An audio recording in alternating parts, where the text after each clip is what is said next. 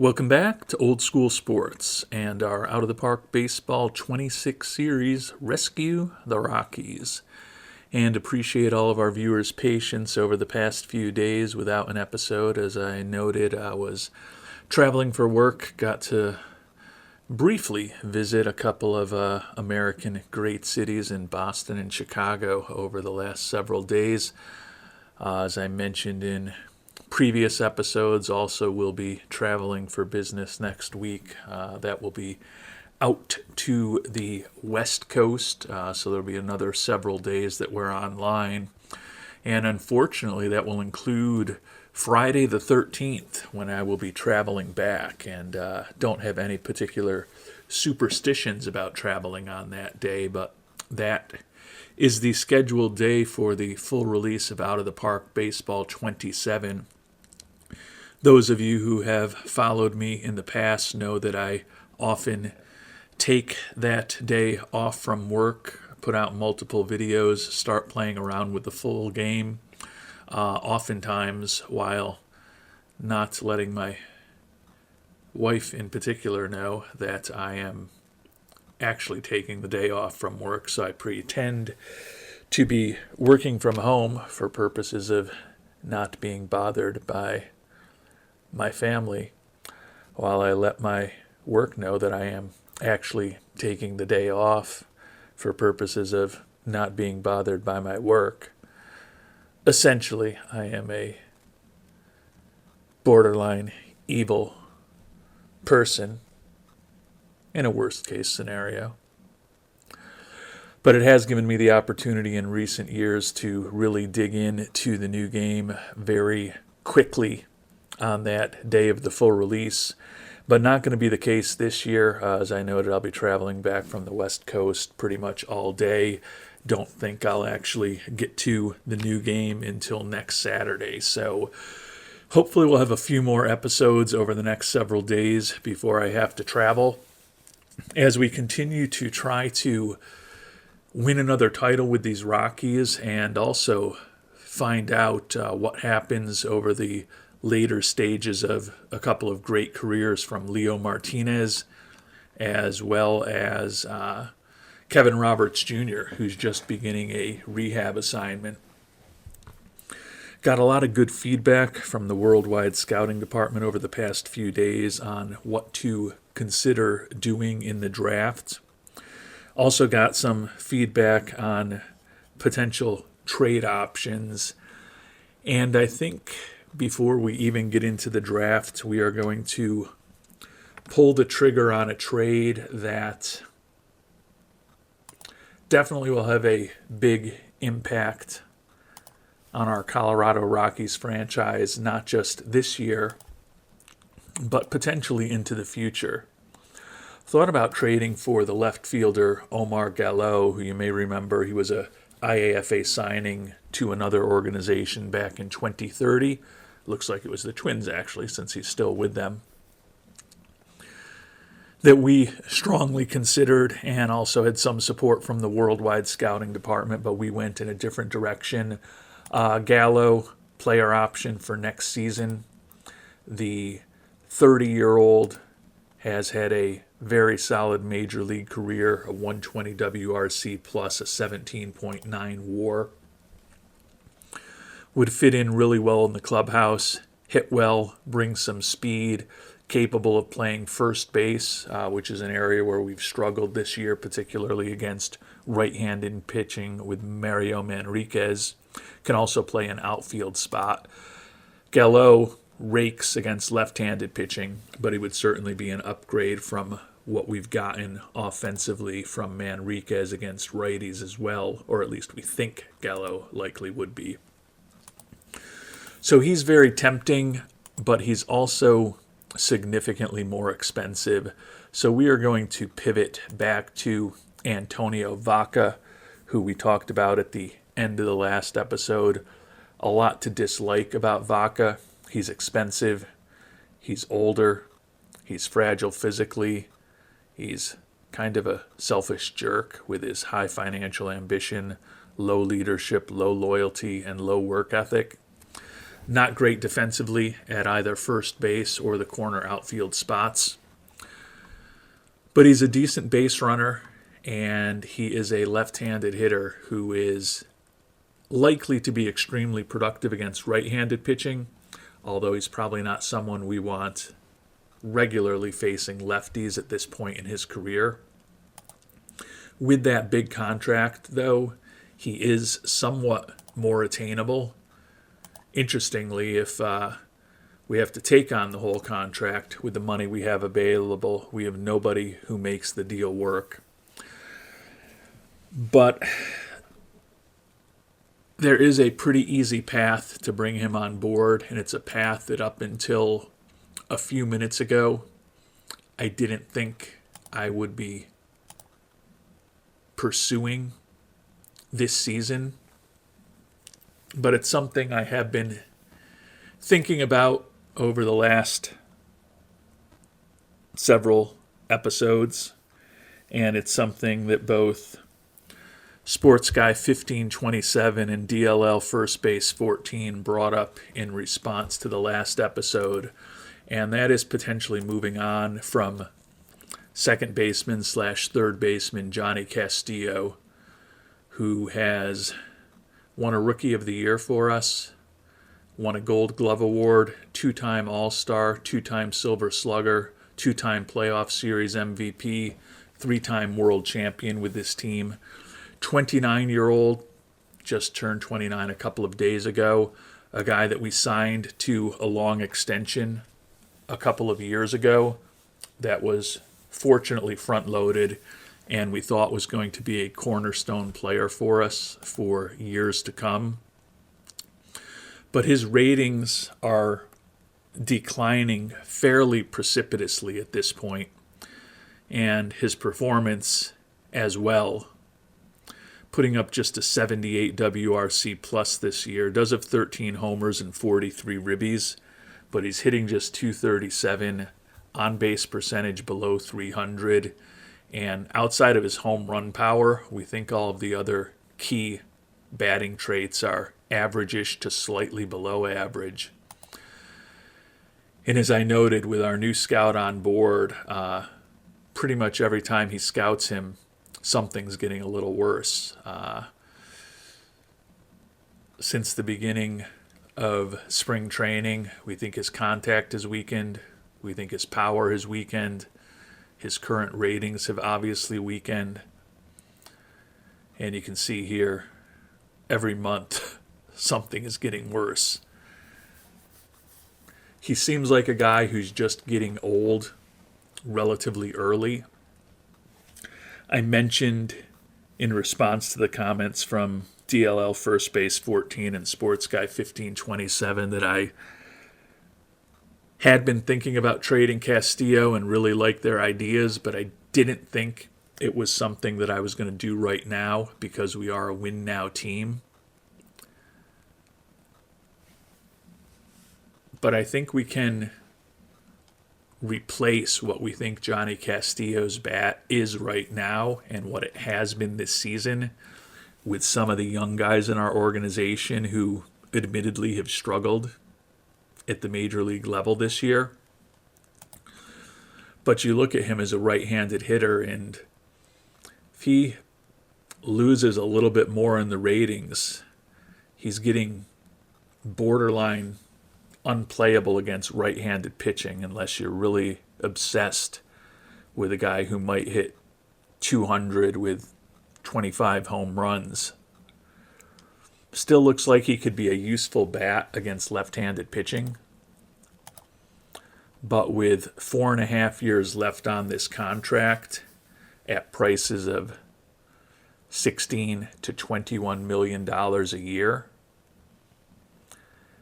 and the fact that he's been deteriorating this rapidly in his late 20s, I think moving on from him, despite the really good defense, despite the really good personality, and despite his outstanding accomplishments with our team, which include 4 30-plus home run seasons, including league-leading figures in 2 of his first 3 years, 300 ribby seasons and the other accolades that we've talked about. Moving on from Mr. Castillo, to me, makes some sense. We've talked a lot about how we've got a lot of potential free agents next year, particularly our pitching staff, and we're going to likely want to bring some of these guys back to try to keep the momentum we've had in pitching going into next year. Getting another $20 million off the book for next season gives us a little more flexibility as far as our pitching staff and retaining some of those players.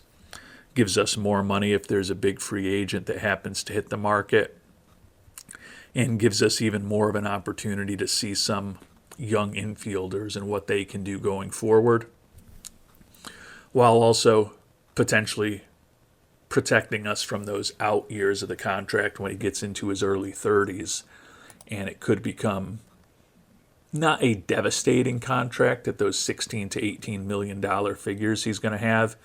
The front loading of the contract, where I think we had $30 million in his first season before it started coming down, has protected us a bit.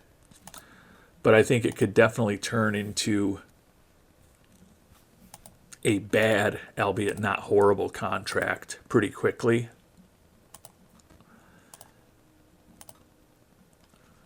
And I think with the opportunity to bring Vaca on board, we're more than replacing Castillo's bat for this year while weakening our defense. We've got Kevin Roberts Jr. and Chris Kennedy, for that matter, both starting rehab assignments. So we're going to need to make another move on the 26-man roster as far as players for KR Jr. in the next few days.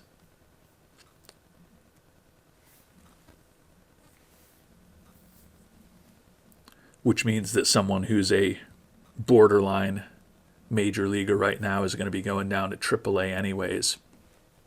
A lot of negatives about Vaca, as I noted: the personality, the fragility, the age, the defense.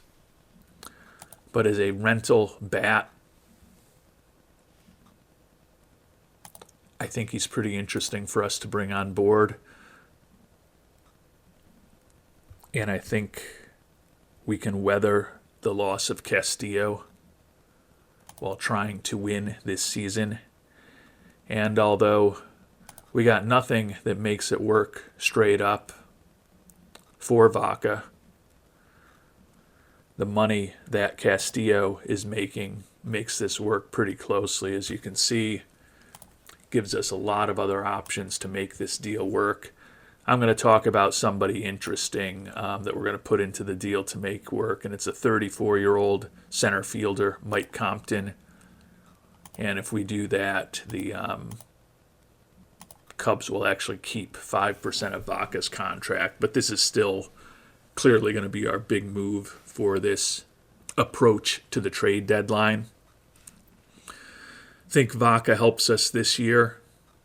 Think getting Castillo off of the books into the future, even though he was a guy that I thought was going to be a cornerstone 3 years ago when we signed him to that extension. That departure is going to help us in our financial flexibility for the future. And honestly, it's not inconceivable that we can find someone who can do what Castillo's been doing for us offensively without looking too far. And we have to include Mike Compton, just kind of an interesting player here. This is a guy who we drafted way back in the 18th round, way back in 2027. So the 34-year-old has spent 16 years in the Colorado Rockies organization, never made it to the majors. You can see he's been a part-time player for us in AAA these last few seasons. Always has a good personality in the clubhouse, though. We tend to pick players like that in the very late rounds. And this is a guy who didn't retire on his dreams in his mid-20s or his late 20s or even his early 30s. Feel bad that we never gave straight out of Compton an opportunity to play in the major leagues. And no, that was not a OOTP nickname. That was one I gave him shortly after we drafted him. But for those of you who think I am viciously disloyal to people who have been with our organization for a long time, maybe that's what I'm doing with Compton now. But I would say the fact that we've had a 18th round draft pick in the organization for 16 years at this point does show some level of loyalty, and maybe Compton will finally get an opportunity to realize his major league dreams with the Chicago Cubs. So we are going to go ahead and complete that trade. Castillo is gone. Cash for this year is a lot lower, but our financial flexibility going forward and into this upcoming offseason is likely to be much higher. And there's a chance we got out of a contract that could go from looking mediocre right now to bad within the next 6, 12, 18 months. And we'll be making a more significant move to our roster and honestly to our lineups and who's playing what positions, hopefully in a few days, as I said, once Kevin Roberts Jr. is back. But Vaca's going to plug in for the time being as our cleanup hitter and first baseman against right-handed pitching with the departure of Mr. Castillo. Mario Manriquez for the near term is going to pivot to third base, although it's very conceivable that he will lose his roster spot once Kevin Roberts Jr. is healthy. Vaca takes over at first base against left-handed pitching. Steve Wheats pivots to third base. It is conceivable with the return of Kevin Roberts Jr. that Luis Escobar, former first-round pick who's hitting just $183 this year, will get the opportunity to be our not our everyday third baseman, but our third baseman against certainly left-handed pitching and possibly right-handed pitching when we send Mr. Manriquez down. Feel like he can play that position competently defensively. He hasn't done much of anything at the major league level in his time this year and a brief call-up at the end of last season. But if we look at Escobar's ratings, he doesn't have the same pop in his bat as Castillo did, but he's better at some other things than Castillo at this point.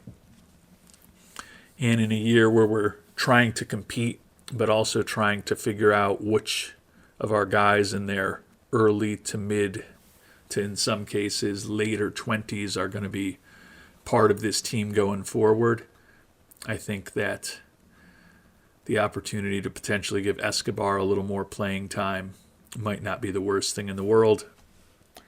And Mr.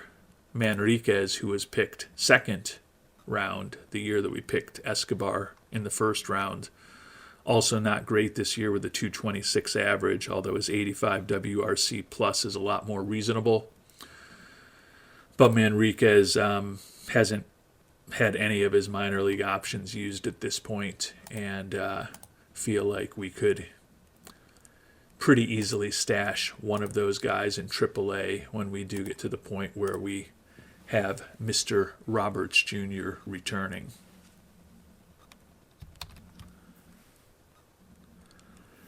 So if you've got thoughts on what we did with Castillo, would love to hear them. Always feel like it's good to follow the trite old expression in OOTP and get rid of a contract maybe a year too early than to try to get rid of it a year too late. But know that there could definitely be different opinions on giving up on a guy who we thought was going to be a cornerstone player for this franchise in his 20s. But with that trade behind us, time to move on to what should be the main event for this episode, and that is the 2043 first-year player draft. We are on the clock with the 30th pick in the first round.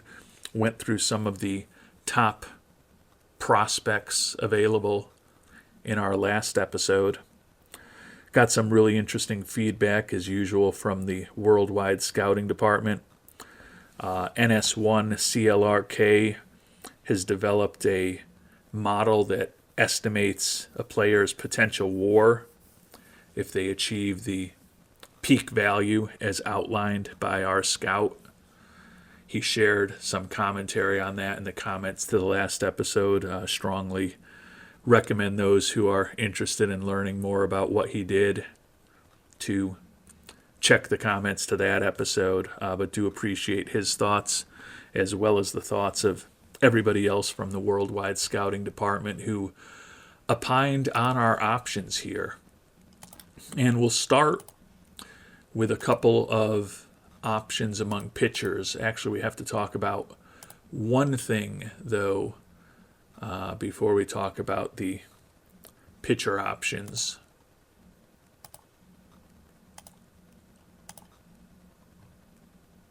But it actually involves a pitcher.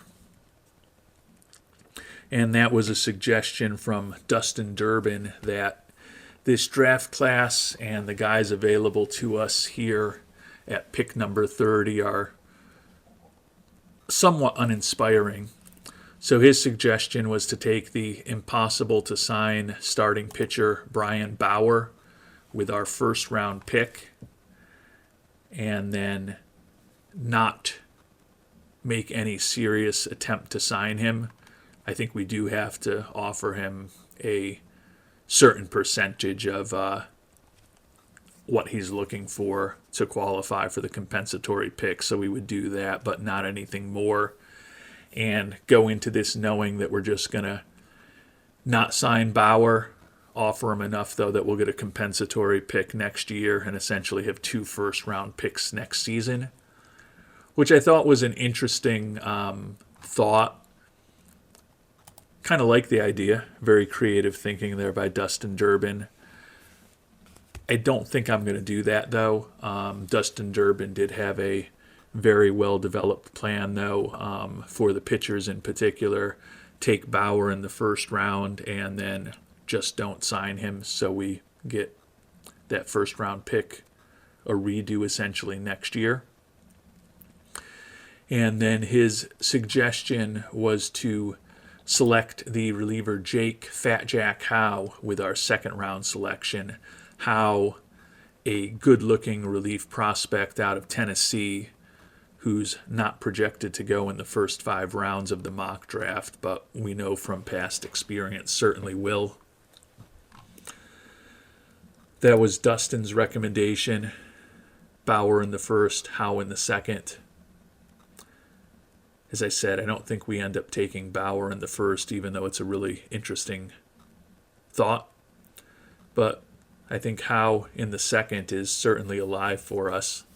I'd love to get him in the third or fourth instead, but we know that that may not happen. The most popular pick among the pitchers was Sam Raptor Vanderwerf. Sage Dierks, Not My 4-Ply, and DLL First Base 14 all recommended considering taking Vanderwerf with our next pick. He is projected to go with the 29th pick in the second round, and we know that pitchers tend to come off the board, at least in OOTP 26, significantly more quickly than they do in the mock draft. So this is likely, almost certainly, our only shot to bring Raptor on board. Vanderwerf, left-handed starting pitching prospect. We think the stuff could be outstanding. The movement a bit above average, the control average-ish. Already has 3 pitches that are pretty close to major league quality. Solid stamina, solid at holding on runners, high adaptability. DLL First Base 14 did bring up that Alderson Broadus University, not necessarily the greatest baseball program, and I believe he also commented that they are, I think, defunct perhaps as a institution now, or they got rid of the baseball program. Sorry, DLL, I can't remember what the exact feedback was, but for a guy that we're picking in the first round, I think the general point was the fact that he's committed to Alderson Broaddus University could be an indication to him that while he's an extremely talented high school and college baseball player, he may not really be a true major league quality prospect. But he's the highest rated pitcher on the mock draft who's out there, and if we were to go for a pitcher, I think that Raptor is certainly someone interesting for us to consider. A little more feedback and a few more names on the list from the Worldwide Scouting Department of position players to consider. The second baseman, Pablo Pulido, ended up third on NS1 CLRK's list when he added his own personal evaluations into the more mathematical and scientific approach he took with the model that he built. The gap power, the home run power, and the eye all can be outstanding. Do worry about the contact and the strikeouts. The defense is sad.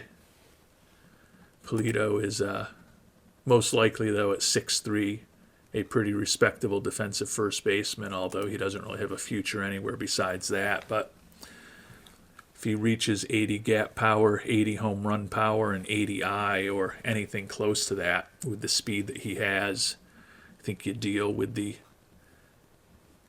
mediocre defense at first base and horrible defense anywhere else, and the fact that he's probably going to really struggle to make contact. Can't say that I love that as he's gotten older and gone through high school, his home runs and runs batted in each season have dropped from year to year to year, from freshman to sophomore to junior to senior. And you can almost say the same thing about his batting average. Can say the same thing about his OPS. Close to being able to say the same thing about his WAR. Does look like, although we think he's fairly far along, or reasonably far along for an 18-year-old in terms of his gap power, home run power, and eye, that he hasn't, at least in terms of his performance on the field, gotten better over his 4 years of high school. In fact, the numbers kind of show that he may be a guy who peaked as a freshman.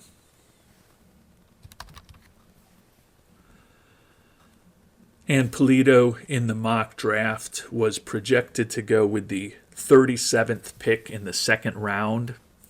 So he is a guy that we could roll the dice and hope that he makes it to us in the second round, but certainly no guarantees that that will happen. Center fielder Terry Reed, third choice of Ravenspawn 3, and the number one choice of NS1 CLRK when all was said and done. Really like the range in the outfield, like the speed. Hopefully you could work on his base running instincts. The Worldwide Scouting Department noted that 90 potential gap power with 65 potential speed and his line drive tendencies could play incredibly well in cores. And he's also a guy with potentially plus home run power, a plus eye. The contact and the avoid strikeouts are both below average, at least in terms of where we think his potential is. But he's arguably, or not even arguably, if he comes close to reaching his full potential, he's a better contact hitter than we think Pulido is, admittedly with less power and a weaker eye, but better gap power and a much more useful defensive player. Reed expected to go with the 19th pick in the second round. So if we're going to take him, now is likely the time to make that happen. Third baseman Jonathan Robertson is the guy who was mocked to us with our 30th pick here in the first round of the draft, and he ended up number 1 on Ravenspawn 3's list. Looks like a first base, maybe a third baseman if we get lucky in terms of his defensive development. Like the high leadership and baseball IQ, don't love the low adaptability, but the speed and the base running instincts are all very strong. Love the durability, love the gap power. Think the contact, the home run power, and the eye could all be average-ish. If the switch hitter reaches his full potential, he's an extremely interesting player to me. But there's also a scenario where he's kind of got really good gap power, kind of below average-ish in everything else, and not anything exceptional defensively. I think between the durability, the gap power, and the speed, that there's probably some value there. And given that he's mocked to go with us with this pick, it seems pretty unlikely that he'll still be on the board a full round from now. Ultimately, though, the most popular prospect with the worldwide scouting department was the college shortstop, Jake Kubas. Sage Dierks, DLL first base 14, Ravenspawn 3, and NS1 CLRK all had him on their list somewhere. The number 2 choice of both Ravenspawn 3 and NS1 CLRK. The left-handed hitting shortstop, as was noted by members of the worldwide scouting department, probably more of a natural second baseman. Not too far off major league quality in terms of his abilities right now, but he is already 22 years old, so definitely some question as to whether he's going to reach his full potential. The next year and a half, 2 years of development are going to be critical to whether or not that could happen. Never going to draw a ton of walks, but we think the contact could be average with plus home run power, well above average gap power, decent speed, and a pretty interesting defensive profile, with the fact that we just moved on from a guy who we thought was going to be our second baseman when we signed him to the contract for many years to come, and was more realistically probably going to be our third baseman for many years to come. Bringing on a guy like Kubas, who we think can play either of those positions defensively at a pretty good level, and also potentially be a decent hitter in the not-too-distant future, is certainly something to consider. Kubas expected to go with the 24th pick in the second round. Will be on the board with the 31st pick in the second round, so 7 picks after he's expected to go. It would definitely be a roll of the dice as to whether or not Kubas would be on the board for us around from now. I don't say a coin flip because I think it's less than 50-50 that he would be available for us, but there's some chance that he could be. So I think there's certainly an argument that even if you like Kubas a lot, if it's close between a guy like Jonathan Robertson, the third baseman, Terry Reed, the center fielder, or even the starting pitching prospect Sam Vanderwerf, all of whom we're more confident are going to be off the board by the time we get to the second round, do you roll the dice, pick one of them, and wait on Kubas? And as we think about our decision here, we're not going to roll the dice. We are going to go with the college shortstop / second baseman / third baseman, Jake Kubas, right now. Part of this is also just in response to the fact that we've really struggled over the last close to a decade in the game with college players that we've picked and drafted highly. And a hypothesis has been that we weren't considering the scouting reports from our highly favored tools scout in an accurate way. And then when he would get a better and more consistent look at a lot of those players, they'd regress in terms of his ceiling for them very quickly. We now have a neutral scout on board who's, we think, very good at evaluating players. It's obviously going to be an extremely small sample size of one to see how Kubis as a college draftee develops compared to some of the other college draftees and their non-development over recent years. And we clearly could follow what Kubis did if he went to another organization, but we know that we have a really good minor league system in terms of our coaching, and we invest very highly in player development. So I think it's closest to apples if we bring him into our organization. And as I talked about, with the fact that we did just move on from Johnny Castillo, who was likely to be a third baseman or second baseman for us for many years to come, bringing in a potential ready-made replacement in a couple of years, and a guy who we think might be a little more productive against right-handed pitching than left-handed pitching with that left-handed bat, is ultimately the direction that we are going to go here with our first-round pick. I think a lot of the other guys that we've talked about, it's somewhat unlikely that they're going to make it to us in the second round. So there certainly is a scenario where if we had waited on Kubis, he might have been on the board for us in round 2. But given that he ultimately was the consensus choice of the worldwide scouting department, a guy that we also like, and a guy that at least lets us start getting a little bit of anecdotal information on how we're doing in terms of evaluating and then developing college players in the post-highly favored tools scout era, I think it makes sense to bring Mr. Kubis on board with our first-round pick. We'll go ahead and auto-draft until our next pick.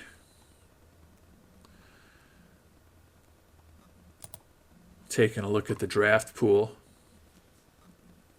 Pablo Pulido, as we thought might be, given that he was projected to go with the 37th pick in this second round, is still on the board. Looks like Jonathan Robertson and Terry Reed are not, which was largely expected. Pivoting to the pitchers, the high schooler Sam Vanderwerf, as expected, off the board, as well as the high-end reliever Jake Howe, the college player who was not expected to go in the first 5 rounds of the mock draft. Shows the value of those mock drafts, especially as a New York Jets fan, and I know it's a different sport, but as a New York Jets fan, we head into peak mock draft season, getting ready for the NFL draft next month, March and April, with free agency starting in just a few days, followed by the draft, are sadly frequently the highlight of the New York Jets football calendar. But I'll use what we see in the OOTP mock drafts to not let the mock drafts going on these days associated with the Jets upset me too much.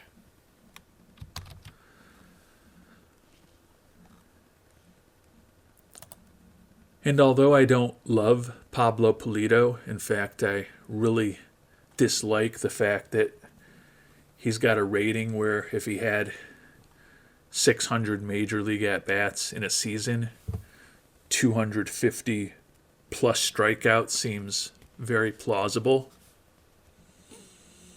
But if he's able to make contact with the ball at a reasonable level, the gap power, the home run power, and the eye could all be incredible.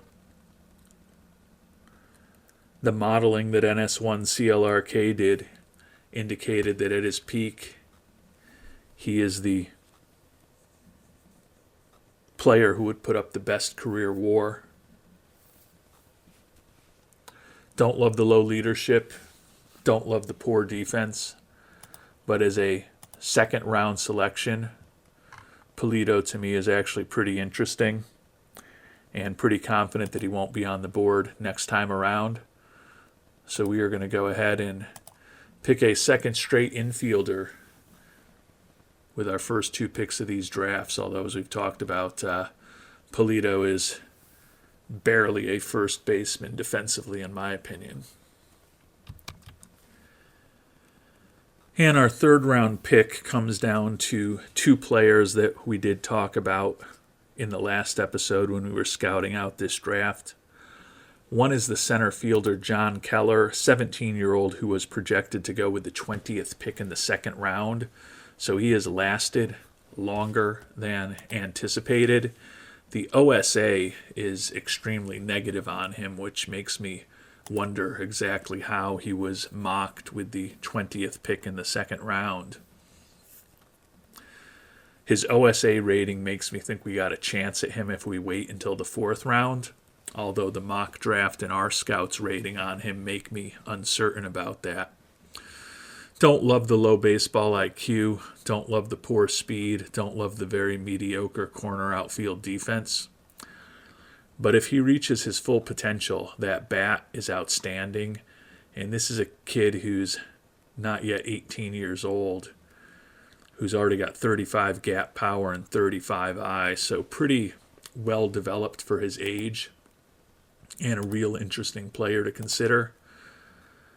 The other guy that we're thinking about, though, is the starting pitcher, Adam Watkins. Wedge Watkins projected to go with the 18th pick in the fourth round. So another guy who I think it's very unlikely he's going to be on the board for us when we make our fourth round pick. The OSA a little lower on him than our scout. Love the high leadership and work ethic. Love the durability. Enough stamina and enough ability to hold on runners to be a starter. Extreme ground ball tendencies, should play well with the good infield defense that we've tried to build over the years. And we think that the movement and control could both be outstanding. The movement on his pitches at this point is already major league quality, basically, at the age of 18. The issue with him is that he's going to struggle to hit 90 on the radar gun, and his stuff is nothing special. Does have a 4-pitch potential arsenal, but we think even his best pitch is just going to barely be passable as a major league average. As I noted, though, with him being a pitcher and where he's projected to go in the mock draft, I think it's real unlikely that we'll get a shot at Watkins in the fourth round. But it's also pretty unlikely we'll get a shot at Keller in the fourth round. But this is a profile that I've just never played with much in the past. I think others over the years have encouraged me to try to develop and bring on someone with this profile of the below average stuff with incredible movement and incredible control. I think it may be Ravenspawn 3 is one of the people who's mentioned that over the years, and I think there are others as well.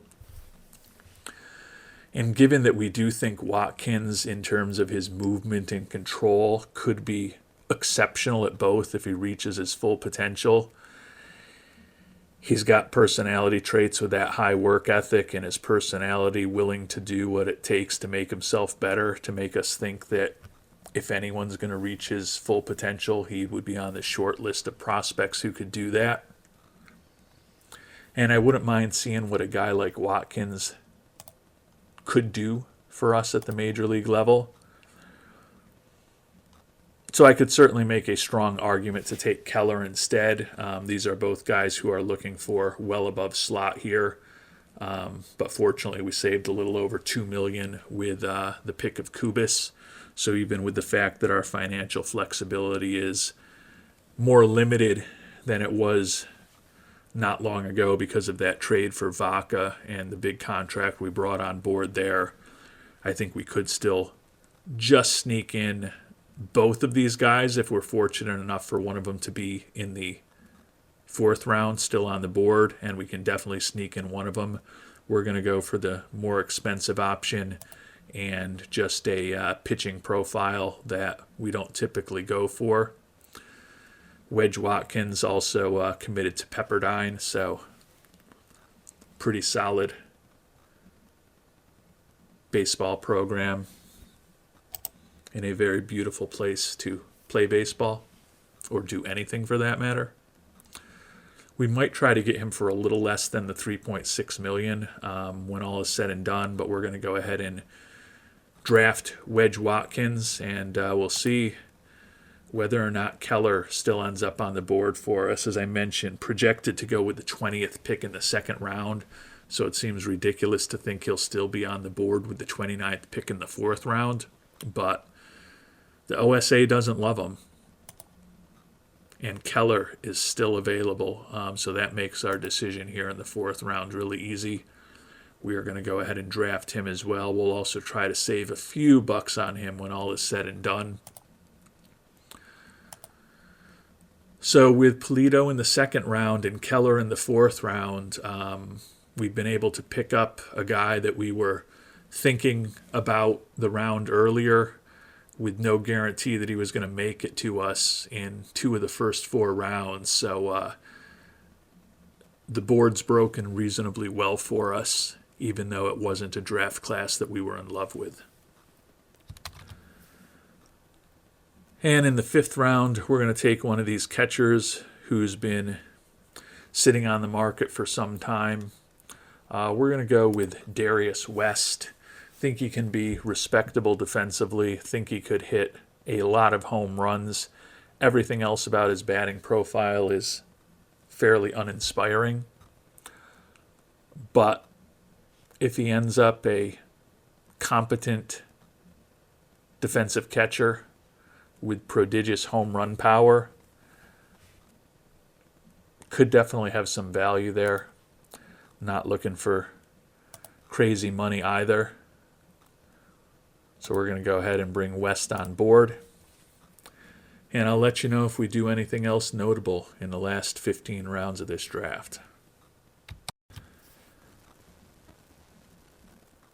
And we are through the draft. Didn't draft anyone particularly interesting or anyone who was looking for anything but slot in the last 15 rounds of the draft. You can see we've made offers a little bit less than demands to Watkins and Keller.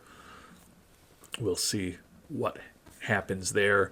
We do have just about enough financial flexibility that if we need to pay them both exactly what they're asking for, we've got just about enough money left in the budget at this point to be able to make that happen. So we'll get them all signed eventually, but our financial flexibility after that trade for the relatively expensive Vaca is certainly limited for the rest of this year, given what we did in the draft. But we are in a position now where we could have 9 figures available heading into next off season, which admittedly we're going to need with a number of very significant potential departures ahead of us. So with a potentially franchise-altering trade with the departure of Johnny Castillo now completed and the draft behind us, we're going to sim through the next few days, see what Kennedy and KR Jr. look like in those rehab assignments that are just getting underway.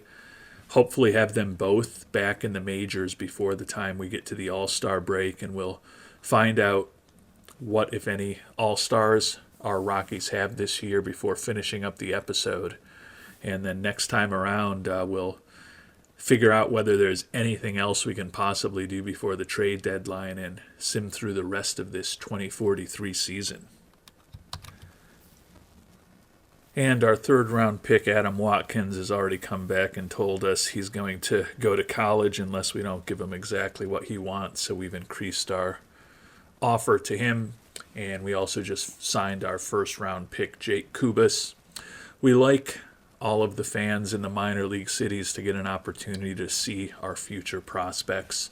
So even though he's 22 years old, and even though we think he's going to be absolutely dominant in the California League, we're going to let him play down there for a week or so, hopefully impress the local fans and get his career off to an exciting start. Very early going for Antonio Vaca, has gone very well, 3 for 5 with a run scored and a ribby and a couple of walks, a ridiculous 274 WRC plus, and an OPS of over 1,300. If he can keep those things going for the rest of this season, he'll set a lot of records.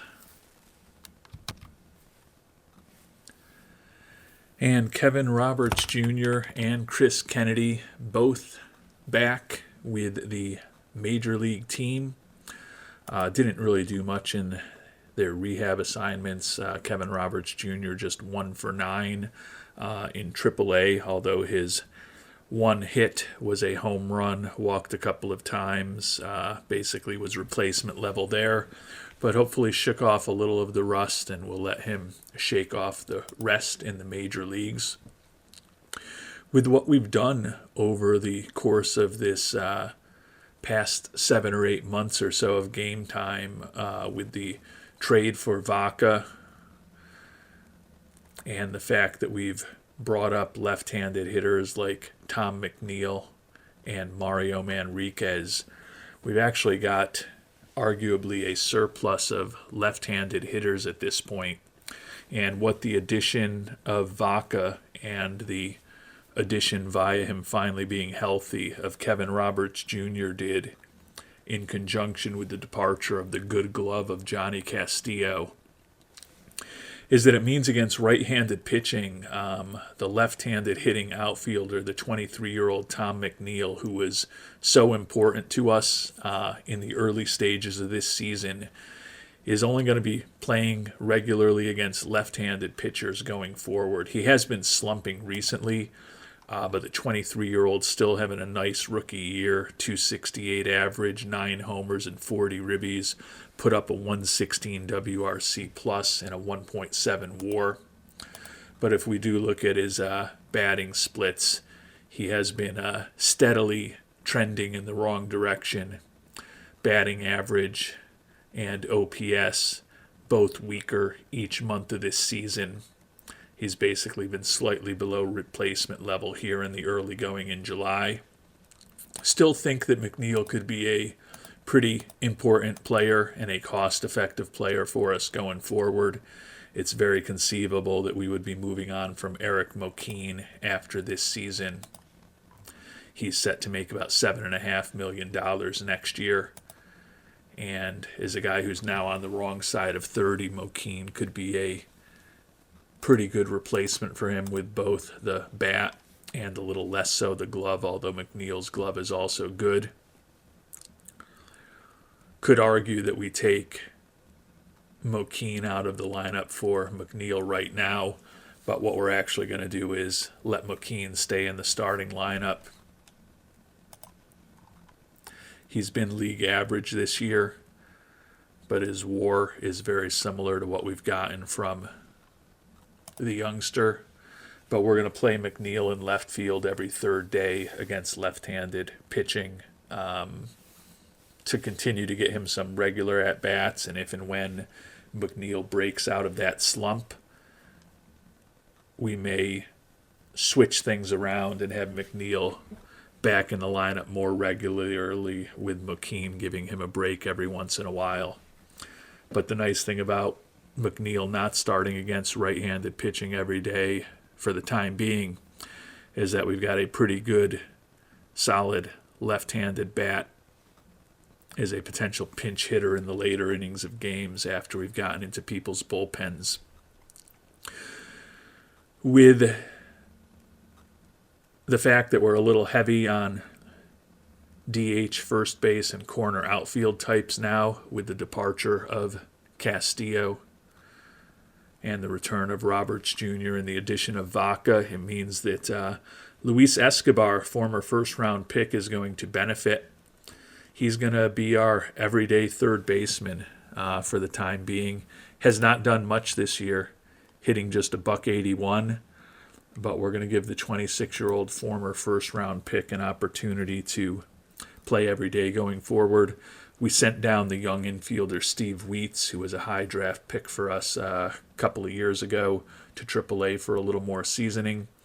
And pitching-wise, we sent down the former first-round pick Mike Witherspoon, the lefty who had started the year in our rotation, moved into a long relief role when we promoted Hirota and Salas to the rotation.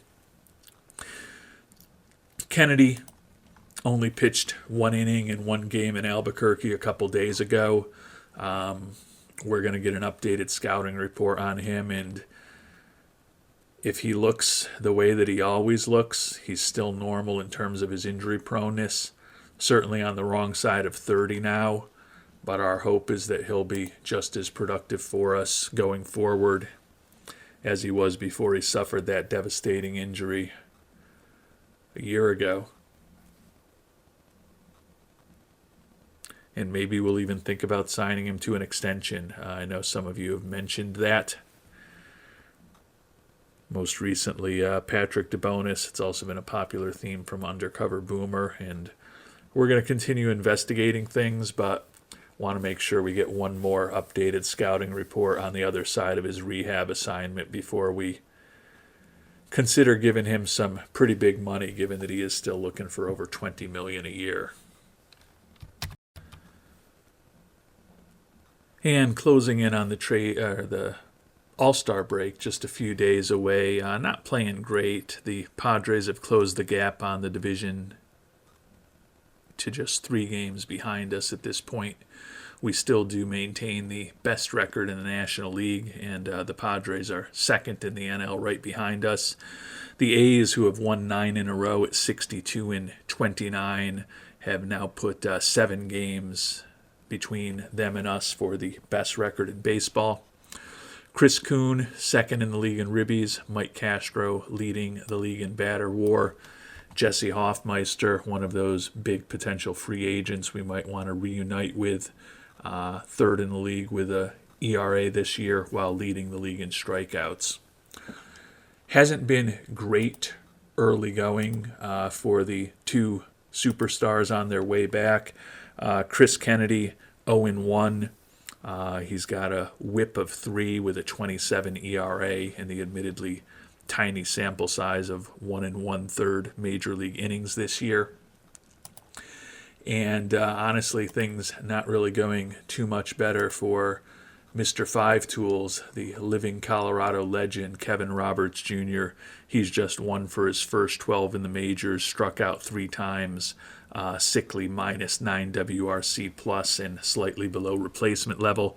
Admittedly, it's 12 at-bats over 3 games, but perhaps those 2 after missing the entire season at their age, and in the case of Kennedy having missed part of last year as well, maybe could have used a little more time in AAA before we threw them right back into Major League action. And we've made it to the All-Star break, won 4 in a row since we checked in, and the Padres have now lost 3 in a row, so 6-game lead on the Padres in the National League West, and a 6-game lead on both the Padres and the Salt Lake Trappers for the best record in the NL as we do hit the All-Star break. The A's at 65-30, 6 games ahead of us for the best record in baseball. But we've got the second best record here at the All-Star break. Castro now also third on the league in batting average on the leaderboard there. Coons dropped down to third in ribbies. Castro still leading in batter war. Hoffmeister still third in the league in ERA and second in the league in strikeouts, or first in the league in strikeouts, if I could speak properly. As we get to the All-Star break, and with that, take a look at a couple of other things before we finish up the episode. One is just the team statistics. After that 500 record in the month of June, better play here in July, especially of late. Those 4 straight wins have pushed us from 500 in July to 11-7. Our 59-36 record, 4 worse than expectations, so gotten a bit unlucky. You can see 3-6 in extra inning games, 11-16 in 1-run games. Second in the National League in runs scored here at the All-Star break, and generally in the top half of the league in every hitting category, just on the borderline in the 16-team NL, ranking 8th in strikeouts. Third in the league in steals, third in base running, first in both defensive efficiency and zone rating, and we remain first in the National League in runs allowed, first, second in most of the pitching categories, although we're 5th in both walks and strikeouts. But the pitching remains great, and the offense seems to be moving in a slightly better direction. Quick look at the new addition, Antonio Vaca, 11 for his first 30 at-bats with 4 homers and 8 ribbies, so a 231 WRC plus, half a win above replacement. Certainly doing everything we could have hoped from him, with a bruised thumb for Alec Gamez and a mild shoulder strain that Devi has been dealing with for the last several days. The All-Star break couldn't perhaps come at a better time for them. KR Jr., starting to hit a little bit, 4 for 24 now, but that means he's 3 for his last 12, 250 average after being 1 for his first 12, so seems to be slowly rounding into form there. Has struck out 6 times in those 24 at-bats, and interestingly has only drawn 1 walk, despite the fact that at least right now we think his eye is still one of his great superpowers. Pitching-wise, Kennedy has cut his ERA in more than half to 12, and we do have a scouting report on him from a few days ago that shows he's pretty much the guy he was before the injury, we think. Could argue that his stuff is even better, according to our new scout. Mr. Kennedy, looking for $22 million for a year extension, so things have gotten a little more expensive. That's something we may investigate between now and the next episode. We're also going to investigate options for all of our potential free agent players, given that we do have a little more money to play with now, given the departure of Johnny Castillo. And we'll finish off by finding out if any of those players are all-stars this year. First, we'll check in, though, on the All-Star Prospects game rosters. Matthew Vance, our second-round pick from a year ago, named to the All-Star minor league team. He was 5-2 with a 4.15 ERA in Double-A, 0-1 with an ERA of close to 6 in his first 3 Triple-A starts. Still think that the Cal product could be a useful major league starter for us. Not necessarily looking like he's going to be a superstar, unfortunately.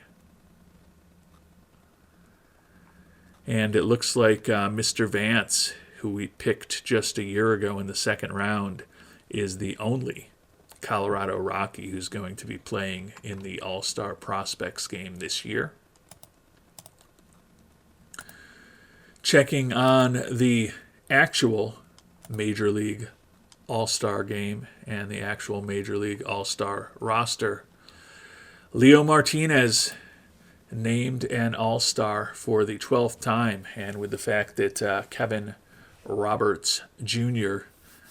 just came back, not expecting to see him on the All-Star team, so that will break the tie that the 2 franchise icons had coming into this year with the number of All-Star nods. 7-4 record with a 3.07 ERA for Martinez, put up a 3.3 WAR for us, pitching as well as he has in recent seasons, and he's been a perennial All-Star. So Martinez continues to perform incredibly well for us. And Jason McKinney, one of those pitchers we talked about, who is a potential free agent. The left-hander, 9-6 record with 6 saves, so he has been involved in a ton of decisions for a reliever. 2.37 ERA with a sub-1 WHIP over 64 2/3 innings, put up a WAR of close to 2 for us this year. Looking for $26 million a year over 5 years. The 30-year-old lefty, although he's been an outstanding performer for us, maybe pricing himself out of Colorado. I think with the numbers they're looking for, probably think about re-upping with Kennedy before you do McKinney at those numbers, even though Kennedy's a little older and coming off of that major injury. Position player-wise, very slim pickings for us, with Johnny Castillo having an off year and no longer being a Rocky,